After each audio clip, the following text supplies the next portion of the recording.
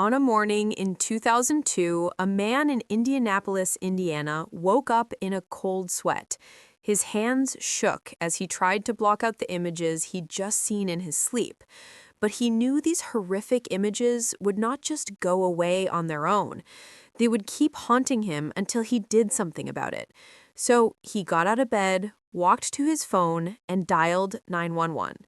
And when the operator picked up, he said he needed to speak to a detective because he was having dreams that showed him details of a horrific murder that happened back in 1989. The dreams this man claimed to have would help reopen an unsolved murder case that had shocked Indianapolis 13 years earlier. However, these dreams would not answer the questions police had been wrestling with for years, and it would take them another decade to finally track down their killer. But before we get into that story, if you're a fan of the strange, dark, and mysterious delivered in story format, then you've come to the right podcast because that's all we do, and we upload twice a week, once on Monday and once on Thursday. So if that's of interest to you, please invite the follow button to come trick-or-treating at your house. However, when they do, only give them pennies and dental floss. Okay, let's get into today's story. At 5:30 a.m. on November 13th, 1989, 16-year-old Amy Widner woke up coughing in her upstairs bedroom in Indianapolis, Indiana.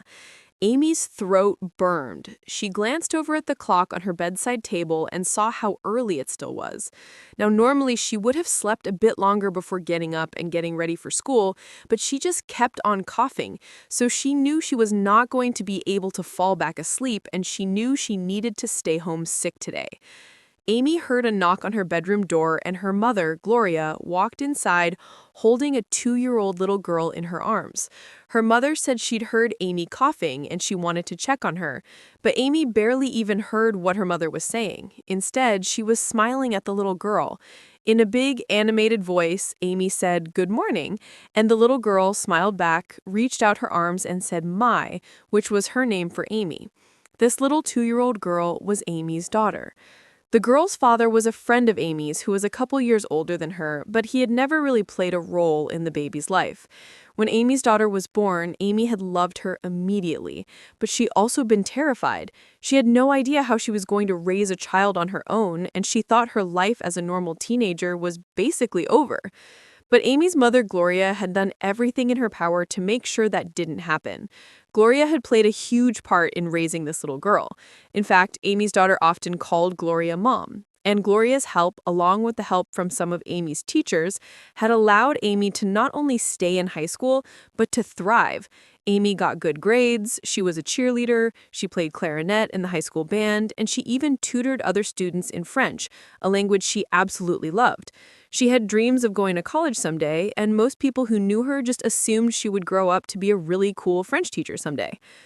Back in the bedroom, Amy told her mother there was just no way she could go to school today with her cough.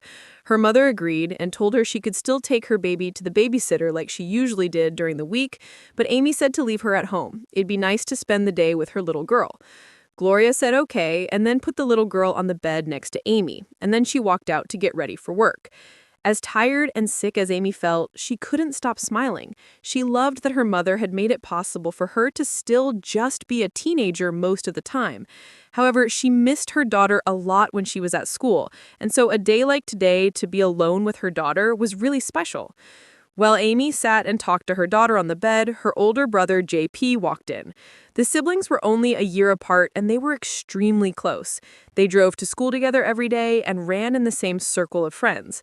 And this close-knit group of high schoolers spent almost all of their free time together. JP told his sister to get well and said he'd see her when he got home from school. The house remained loud and full of energy for the next couple of hours while Amy's mom got ready for work and her brother and 2 younger sisters got ready for school. But eventually, everybody cleared out and the house became quiet. Amy continued to sit and play with her daughter on the bed. In a house with 4 school-age kids and a baby, silence was very rare, so this morning felt extra special. However, that feeling quickly disappeared when Amy heard a door open downstairs. She figured one of her younger sisters must have just forgotten their backpack or something. So Amy cleared her throat and coughed a little and then called out to see who would come home. A little before noon, a few hours after Amy and the baby had been left alone, Amy's mother, Gloria, pulled her car up to the front of the house. She'd called Amy several times from work, but she hadn't gotten an answer. She worried that since Amy was sick, she might have fallen asleep, and she just wanted to make sure Amy and the baby were okay. Gloria got out of her car, rushed up the walkway, unlocked the front door, and walked inside. She called out for Amy, but she didn't hear anything. Then, as she walked through the front room and reached the bottom of the stairs, she froze. Amy's little girl was sitting on the landing at the top of the stairs, all by herself, and she was crying, and she had blood on her pajamas. Instantly, Gloria ran up the stairs and picked up the baby and held on to her tight. And then she ran through the upstairs hallway and called out for her daughter again, but still didn't get an answer. Gloria reached Amy's bedroom and opened the door. She looked over at the bed and immediately began to scream. That afternoon, not long after Gloria had gotten home, Detective Norman Matthews of the Indianapolis Police Department parked in front of Amy's house and stepped outside. Police had already taped off the property, and Detective Matthews saw forensics officers scouring the front yard for evidence. Matthews also saw a woman standing with several uniformed police officers. The woman was crying, but at the same time she was gently bouncing a little girl in her arms, doing everything she could to make sure the girl wasn't scared or upset. Matthews put on gloves, ducked under the crime scene tape, and walked into the house through the front door. More forensics officers were busy searching both floors of the house, and one of them pointed Matthews upstairs. Matthews walked up the steps, went down the hall, and into Amy's bedroom. A camera flashed as a forensic photographer took pictures of the scene in the bedroom, while Matthews just stood there inside the doorway staring at the bed. There he saw Amy Widner's lifeless body. Her face and her red hair were bloody. She was naked, and there was blood all over the sheets and on the wall above her. Matthews stepped closer to the body, and he could see cuts and a deep gash on Amy's forehead. And there was bruising on her throat, arms, and legs. The attack on this young woman looked vicious and uncontrolled, which was horrific enough in and of itself. But when Detective Matthews had gotten the call to come to this house, he'd been informed that this attack had taken place while the victim's 2-year-old daughter was present. And that information made this crime scene much, much worse. Detective Matthews met with the forensics officer who was working in the bedroom. The officer told him that amidst the blood on the wall, they had found what looked like a pretty clear palm print. The officer said the forensics team would carve out that section of the wall to make sure the print was preserved in its entirety in hopes they could eventually find a match in their databases. For reference, in 1989, DNA testing was still very much in its early stages, and so it was not being used as an investigative tool by the Indianapolis Police Department. Matthews stepped out of Amy's bedroom and, along with several other police officers, started a full search of the house. The front door had apparently been locked when Gloria had come home to check on Amy and the baby, and there was no sign of forced entry. But Matthews and his team found that the sliding glass door on the back patio was unlocked. He also found that Amy's brother's bedroom looked like it had been ransacked. The dresser drawers were open, and it appeared that some pieces of stereo equipment had been pulled out of the wall and stolen. And so on the surface, this murder now looked like it could have been the result of a burglary gone wrong. Maybe someone had shown up to rob the place and heard Amy or the baby upstairs and then just attacked and killed Amy, like a target of opportunity. But as Matthews and his team combed through the rest of the house, something hit him. No other rooms looked like Amy's brother's room. There were no signs of robbery anywhere else. If this was a robbery gone wrong, Matthews figured that whoever did it must have been familiar with the house. They must have known exactly where that stereo equipment was and had come there specifically to get it. Matthews knew he did have a witness that might be able to identify the intruder, especially if the intruder was someone who had been to the house before. But there was a big problem with this, because that witness was just 2 years old. After Matthews and his team had completed their initial search of the house, he met with Amy's mother, Gloria, outside. Gloria was able to confirm stereo equipment was missing from her son's room. She also said JP usually kept about $50 in cash in a dresser drawer, but that was gone too. Matthews told Gloria that this information was extremely helpful, but there was something more important that he needed from her. He needed her permission for police to question her granddaughter. The idea of putting her granddaughter through any more stress after what that little girl had been through that day made Gloria feel very uneasy. But her daughter had just been brutally murdered, and so she needed the killer to be found and brought to justice. So she agreed to Matthew's request. Gloria and Amy's 2-year-old daughter took a seat on the front porch, along with Detective Matthews and a police officer who specialized in working with young kids. And that officer introduced herself to Amy's little girl and then handed her some finger puppets. And then she asked the little girl to use these finger puppets to tell everybody what had happened that morning. And then that officer and the others watched and listened as the little girl used the finger puppets to act out a scene. She made it look like 2 of the puppets were fighting for a little while, and then she said, later on, Mommy was laying on the bed. The little girl had said she had tried to lift Mommy up, but then said Mommy was just too heavy. When Gloria heard her granddaughter say this, she just broke down. And Matthews and the other officer tried not to show how much this affected them. The fact that this little girl had clearly seen her mother get murdered was not something they could just shake off. Eventually, the officer who specialized in working with young kids asked the little girl one more question. Did she know the person who had come into her room? But all the little girl could remember was that the person was strong. Detective Matthews told the little girl what a great job she'd done, and then he asked Gloria if he could speak to her alone for a minute. Gloria told her granddaughter to stay with the police officer, and she'd be right back. Then she followed Matthews off the porch. Matthews told her that the fact her son's room was the only room that had been robbed led him to believe that the killer was very likely another young person who her kids knew.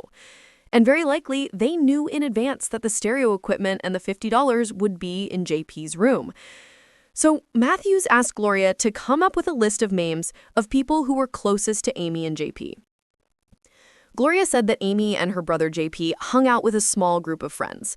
But she said there was someone outside that group that Matthews should definitely talk to before anybody else, the father of Amy's child, a young man named Tony Abercrombie. And sure enough, the day after the murder, Detective Matthews brought Tony into the station for an interview. Tony was 18 years old, tall with long, wavy brown hair, and he wore jeans and a t-shirt. He looked to Matthews like almost every other teenager in the area. The night before, Matthews had seen Tony giving an impromptu interview about Amy's murder on a local news show, and Matthews didn't really know what to think about that. The reporter had most likely shown up at Tony's house unannounced, and it could be difficult for a young man like Tony to tell a reporter to leave him alone. But there was also the possibility that Tony craved the attention. There were plenty of homicide cases throughout history where the killer went out of their way to get their name in the news. However, Matthews was not ready to jump to any conclusions like that. And now, looking at Tony across the table, he could tell this kid seemed very upset and maybe even a bit scared. Matthews told Tony he was not in any kind of trouble. The police just needed to know some things about his relationship with Amy. Tony nodded and told Matthews he'd been good friends with Amy's brother, JP. That's how he had met Amy. He said they had gone out a few times and then ended up sleeping together, and Amy got pregnant. Tony admitted that the idea of becoming a father at his age scared him, and he was not looking forward to the birth of the baby. However, when the baby was born, Amy and Gloria had basically raised her without him. So Tony said he hadn't talked much to Amy since then or had anything to do with his child. He told Matthews he'd gotten a phone call from Amy's friend that Amy had been killed on the morning it happened. Tony said he'd felt completely torn up when she had told him, and in fact, he had to leave work because he was so upset. Tony said he might not have seen Amy very much lately, but he still cared about her. And on top of that, she was one of the sweetest people he'd ever met. It didn't make sense that somebody would want to hurt her. Shortly after that, Matthews got Tony's work details and then told him police would follow up if they needed more information, and then he let him go. Matthews needed to see if Tony really had been at work on the morning Amy had been killed, but based on this one interview he had just done, Tony did not seem like the type of person who had done that TV interview to draw attention to himself. Instead, he just seemed like a kid who was very upset that a girl he'd been with and fathered a child with was now gone. In the days immediately following the murder, the investigative team started to look into Amy's friends and classmates, believing the person who broke in and killed her was most likely someone Amy knew. But based on what he'd seen at Amy's house, Detective Matthews had also developed a new theory. Maybe there hadn't been a break-in at all. Maybe Amy's brother JP had killed her and then ransacked his own room to try to throw off the police. So Detective Matthews met with JP multiple times, and in every meeting, JP made it very clear how angry and upset he was that police would even think he could do something like this to his sister. He said he loved Amy, maybe more than anybody else in the whole world. They had been so close ever since they were little kids. But despite these multiple interviews and Detective Matthews' continued interest in JP, the detective did not find anything linking him directly to the crime. His fingerprints were all over the house, including inside of Amy's room. But that was expected. He lived there, so it really didn't mean anything. And there was nothing JP did in the aftermath of the murder that added more suspicion to him.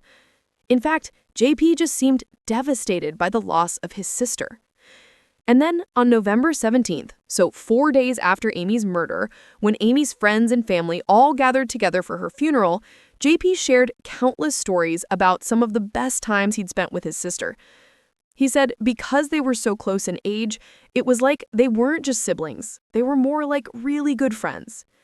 At the funeral, JP, along with JP and Amy's mutual friend, Rodney, and some of Amy's girlfriends, did their best to try to console Amy's younger siblings and her mother, Gloria. But it felt like an impossible task, because none of them could accept that this really had happened. Following the funeral, Detective Matthews and his team collected the guest book and made a note of everybody at the service who had signed the book. Many of the guests had been Amy's classmates and her teachers. And so Matthews and his team first met with some of the high school students on the list that they had not already spoken to. But none of these interviews really led anywhere. All of them just sort of ended with the students talking about how much they were going to miss their friend. And at the same time, Matthews still didn't have any real concrete evidence, like any information on the bloody palm print that had been found in Amy's room. So one afternoon in the week following the murder, Matthews walked down a long hallway lined with lockers at Amy's high school. School was already out, so there were only a handful of students who were still there. Matthews turned down a different hallway with classroom doors on either side and found the French classroom. He walked in and saw Amy's French teacher, Jaude George, waiting for him. Matthews had heard from several people that Jaude was Amy's favorite teacher, and so he told Jaude this, and this immediately made Jaude break down into tears. She told the detective that Amy had always been a great student, but the real reason that she and Amy had connected was actually because they both had been raising babies at the same time. Jaude's child was born not too long after Amy's daughter had been born, and so Amy and the teacher shared parenting tips with each other and bonded over being new mothers. Matthews's hope was that in meeting with Jaude, that perhaps she could point him towards other students who were maybe Amy's friends but who didn't attend the funeral. Detective Matthews ended up getting a list of students that Amy had tutored in French, and he asked Jaude if any of these kids might have had a problem with Amy, but Jaude said no, not that she knew of. And then over the next several days, as Matthews went down this new list of students, it didn't really go anywhere because once again, all these students could say was just that they really liked Amy and they couldn't believe she was gone. By the end of November, about 2 weeks after the murder, Matthews felt like he had spoken to every high school kid in town, and he still wasn't any closer to finding Amy's killer. Tony Abercrombie, the father of Amy's daughter, looked like he had a solid alibi, as did her brother JP, who was seen in class by multiple people at the time his sister was killed. And when Matthews finally got the results on that bloody palm print that had been on the wall in Amy's room, it didn't match Tony or JP's prints.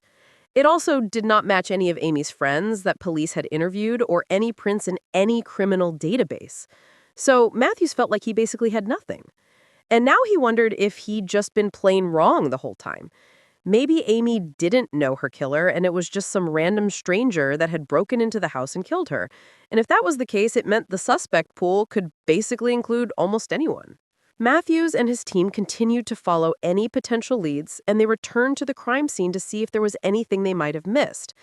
But as 1990 began and several more months passed, it became clear the police had no real suspects.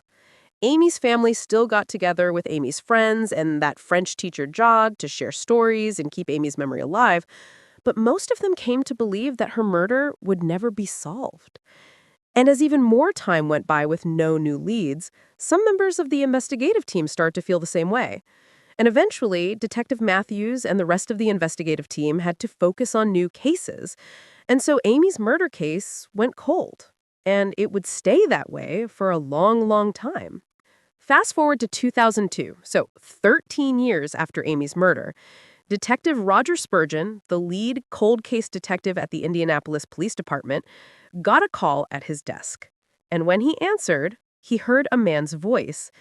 And this man sounded totally afraid.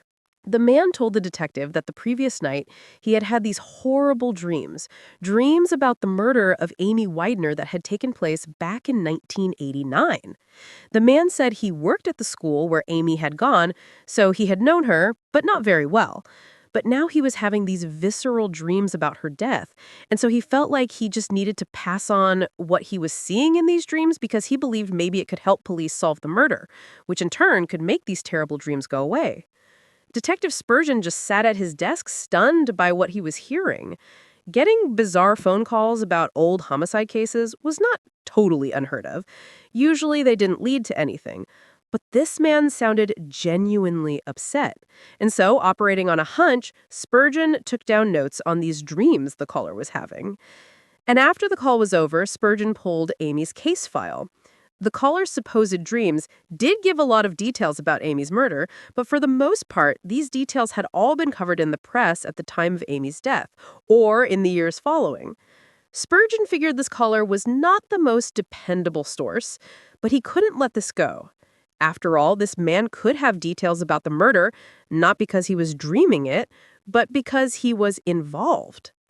And so the detective dug into this man's background, and he discovered that he did in fact work at Amy's high school, like he had said. So Spurgeon went to the school and met with several teachers and administrators who knew the caller, and many of them had actually worked at the school when Amy was killed as well. Now, during these initial few conversations, nothing really stood out to Spurgeon. But then the school's guidance counselor told Spurgeon something that was really strange. They said that they knew who the man was, who claimed to have these dreams about Amy, and they said this man could not have killed her because on the morning of Amy's murder, that man, the caller, had been working at the school. And the guidance counselor said on the day of the murder, this person, this man, kind of out of nowhere had this violent episode where he just started screaming and kicking things. In fact, his episode had gotten so bad that eventually the counselor had to help the man out of the school and drive him home. This was definitely a new one for Detective Spurgeon. He'd gotten some strange calls before, but this man's dreams and now his episode on the morning of the murder were something else. Spurgeon followed up with the man who had called him about his dreams, and he even re-interviewed several people who'd been connected to the initial murder case. But just like during the initial investigation, nothing came out of these interviews. After several months of looking into the case again, the detective had nothing new. And so Amy's killer remained unknown and free, and soon her case went cold again. And it would stay that way for almost another decade. On a morning in 2011, so 22 years after Amy's murder, Sergeant Bill Carter, a nuisance and abatement officer with the Indianapolis Police, sat in a small office scrolling through Facebook. A nuisance and abatement officer is a cop who works directly with the fire inspector to check on venues like restaurants and clubs that might be breaking fire code. And so Sergeant Carter spent a lot of his time looking at Facebook to see if any events or big parties were being talked about that would potentially violate fire code laws. Just then, Carter heard a knock on his door. He said to come on in, and he looked up to see a homicide detective standing there. This was definitely weird because Carter had very little interaction with the homicide department. The homicide detective said he was heading up cold cases now, and recently he'd found a Facebook page dedicated to the victim of one of the coldest cases they had, the Amy Widner murder from 1989. Carter said he knew about the case. It had been in the news off and on over the years since it happened, and he'd also grown up in the same part of town as Amy. But none of this explained why a homicide detective would be coming to see him about this case. The homicide detective said he wanted to print off everything from this Facebook page dedicated to Amy to add it to the case files and to cross-check some of the people on the page with people mentioned in the original investigation.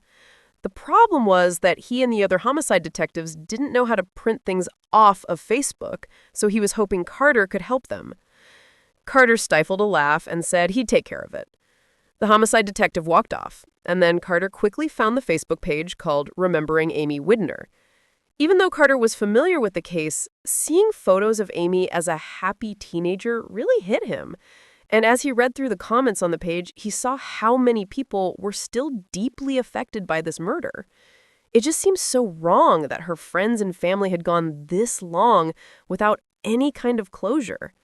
And so Carter printed out everything from the Facebook page for the homicide detective. But before he did, he sort of read through it all. And as he did, he started to feel like he really needed to do something to help. Over the next several weeks, in his free time, Sergeant Carter started to look through the old case files for Amy's murder.